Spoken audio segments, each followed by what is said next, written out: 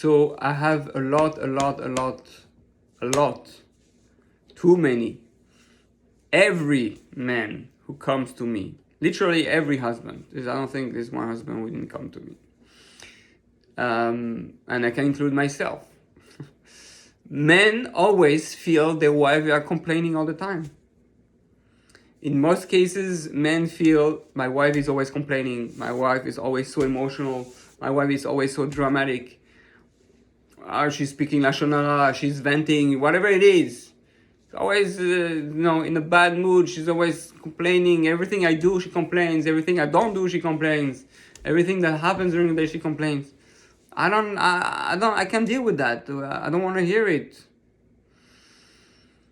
So a man has to understand that when a woman complains, most of the time, it's not that she wants to complain.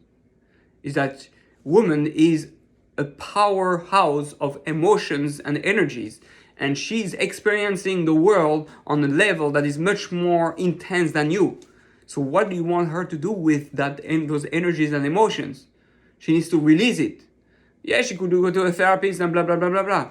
But you are it can be used, that energy can be translated and used as a tool for love, as a tool, as an opportunity for love. When your wife is complaining or speaking those things that appear to be very negative, she's sharing. For her, complaining means sharing. She wants you to feel her. She wants you to understand her. She wants you to be emotional with her, to get what she went through. Because you're the man, right? The man is more the greater spirit. Don't worry, everything is going to be fine. Why do you think God made you like that? God made you like that with that light spirit, and it's much easier, and we forget about that because you're the one who is supposed to support you and make her feel like everything is going to be fine. But if you say, what's that woman always complaining? You don't understand the whole thing. She was made like that specifically for that, and you were made like that specifically for that. But if you use your way of approaching life, which is very light and easy, everything is good, in a way that is selfish, meaning you don't, or is a way to fight your wife, to reject your wife, then you don't understand why even you're a man, or why you can deal easily with things like that. So that's your purpose. That's why you were given that gift. So you need, as a man, you can, as a man, transform all this complaining into a loving session, in a loving, intimate moment. Each time she complains, take it to heart. You don't have to believe everything she says, especially with Lashon Hara. But it's not about the information, it's about the pain that she has. Forget about the words. Just listen to the voice, the pain. Listen, feel the emotions. Give a hug. Pay attention. Show you care. She's not asking you to fix anything. Although she asks you, how we're gonna do this, when we're gonna do that, I'm gonna take care of it. I'm gonna work at it. We're gonna find a solution. Don't worry. That God gave you that ability to be able to be very positive. That was, the man is designed as a potential for the future. He's always focused on potential for future. That's his main strength. And the woman is always connected with the past. That's why she remembers everything. Man is future, woman are past. So it's two opposite forces. So man has to know that the reason he has the power to focus on the future is to be able to elevate the past. And the woman has to understand that the reason she's connected to the past so much is because so that the man remembers to elevate the past, and for her to understand her greatness, and that she can help the future not lose itself. She can help the man future, focus on potential future, not losing touch with reality. So those are those two forces. This is why we are like that. But so this comes into play very much with complaining. Complaining is about something that happened. So that's the past. That's the woman. The man doesn't feel he needs to complain. It's all about the past. So let's forget. Let's move on. Why mean move on, the woman? I'm bleeding from the past. Men say it's okay. We'll fix it. Tack, tack, tack, tack. Okay, but you don't understand. Yes, you're here to lift her up and to help her. You can't completely disconnect from the past. It's a psychological thing. It's even a spiritual thing. Know where you come from. Know where you're going. That's really what this whole thing is all about. It's a very deep thing. It's literally Kabbalah. It's spirituality. A man is called Zachar. Man is called Zachar, which means Zecher, which means to remember. Why the man is called Zachar? Because he needs to remember. He's all focused on the future. He's on potential, everything we can do, and dreams. Whoa. You know where you come from? Don't lose track from where you come from. You're a male, and you need to remember. If you want to be a successful man, you need to remember where you come from. You come from God. You have a purpose. Otherwise, you're going to lose track of where you're going. That's why the woman is all about the past. She helps him remember the purpose and to be practical. Now, the woman is called Nukva. Nukva, in Kabbalah, it means gathering, like mikveh, regathering the water. She gathers every emotions, everything, every problem. She keeps it. It's all there. So she represents the past. And why? And she has to remember that past can create a future, because she can be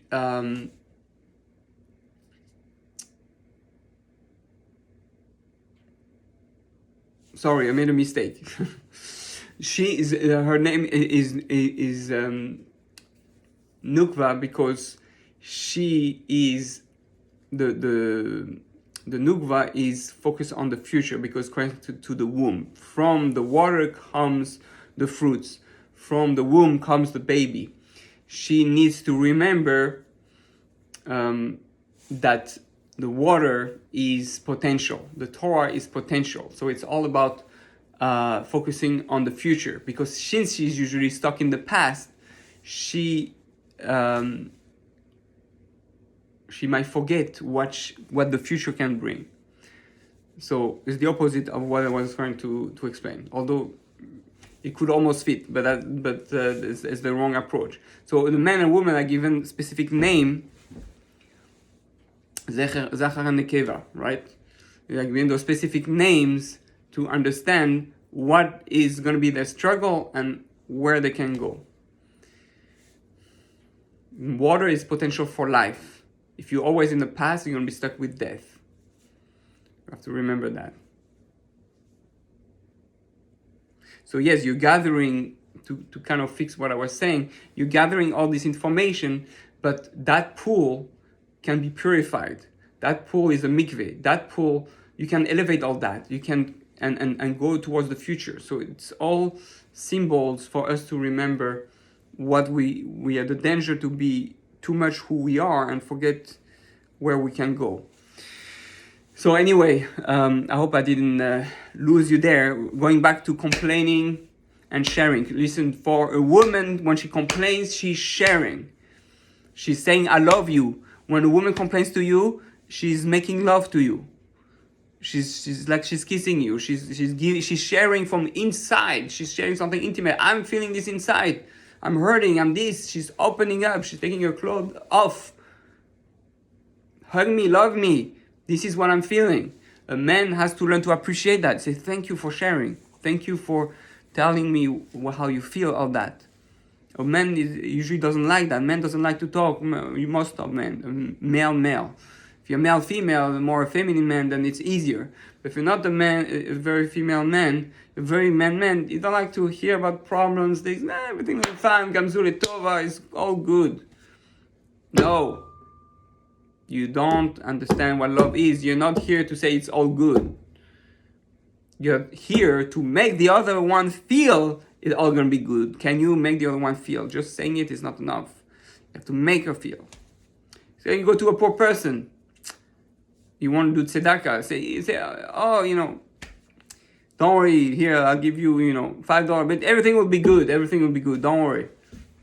You think it's the poor person who has been in the street for so many months or years is gonna cheer him up? But if you go to the poor person, say, I want to take care of you. You buy him a nice meal, and you speak to him. You make him feel good. Someone who appreciate you spending time with him, care about him, even give him a hug. That person is gonna feel recharged, gonna feel that energy, feel understood, feel that it matter. That person matter. That's the real tzedakah. Giving tzedakah to a poor like that, just money, without that reawakening, giving strength to that person on a emotional level, is not really tzedakah. Do you know that? That's how scary it is. We might have given so much tzedakah, but with no feelings at all, and it will not have helped one bit the person. You can even put that person more down by giving it in a derogatory way. Forgot the English word. In a way that puts him more down. So let's not do that with our spouse, because our spouse complain, our wives especially, and we look down, like complaining, like pathetic. You're always complaining, like how low are you? And that's what we do, because you don't realize what's happening. It's not trying to complain for problems. She's just feeling, she's hurting. Take care of her. Listen and understand that it comes out of love. That's what a woman is. God designed her like that, for you to work on that sensitivity, empathy, because it's hard for a man. A man struggles with that. A man doesn't like to be female. He feels female is weakness, especially in the world until now. Or a man who cries is weak. A man, who feels like he must be gay. No, has nothing to do with that. Why gay guys understand women better? Because they're much more emotional. So women love them, right? It's their best friend. A man needs to be more emotional. Being emotional man, it's actually the perfect type of man. The real balance, male, female. And same thing with a woman. Woman has to work to not complain too much, because not being she's too much in her past. She needs to heal her past.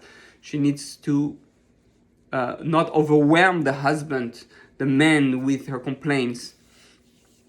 Not overwhelm him with all the emotional thing. Do it step by step. Don't put everything in at once. Especially when he comes home. He comes home, he had a hard way of work. Don't just throw him just emotional stuff. Just piece by piece. Or tell him, I need to share this with you. Can you please listen to me? I need to share. I'm complaining, but really you have to tell the guy. The guy doesn't get it unless he's professional. But you have to tell the guy, I need to share with you. I need to vent. I need to take out my emotions. And you're the person I love. You're the only one I feel safe to do it. Otherwise, Lashon Hara, I need you to hear me. I feel love when you listen to me. If you tell him that, I feel love when you listen to my complaints. I feel love when you're feeling to my hurt. I feel love when you listen to my sharing. So, complaining is sharing. Right? What we say? Sharing is giving, whatever. Forgot the thing. But here, complaining is sharing. So, embrace it. Take it the right way. And God willing, if men and women learn that special language of sharing, of complaining, of sharing, then they will be successful in creating more love, opportunities, more moments of talking, and look at each other in the eyes. Don't let You don't look at each other through the phone lens. Don't look at the newspaper. Don't look at, there's no more newspaper, to the news iPhone, the news Apple, the news smartphone. Don't use your phone when you're talking to each other. Look at each other in the eyes. Look me in the eyes. Tell me what you see.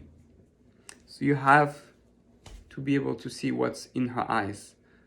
Look at the neshama, the eyes and the windows of the soul. You are able to see inside the emotion, the pain. Try to make her feel that when you look at her eyes, you see her. She's asking, do you see me? Do you feel me? Try to go deep and focus in the eyes and see the pain and feel the pain, and that can be a strong bond. One of the things that Rav Noach Weinberg Zatzal says about one of the greatest advice on marriage, the most important. If you have one thing you tell to a chatan, to a groom, what do you tell him? You tell him, look me in, talk to each other by looking at each other. When you talk to each other, look at each other in the eyes. So you're authentic, so you're honest, so you're paying attention, so you're here, so you are looking. So wish you all the ability to use that, and God willing, you will be changing the world.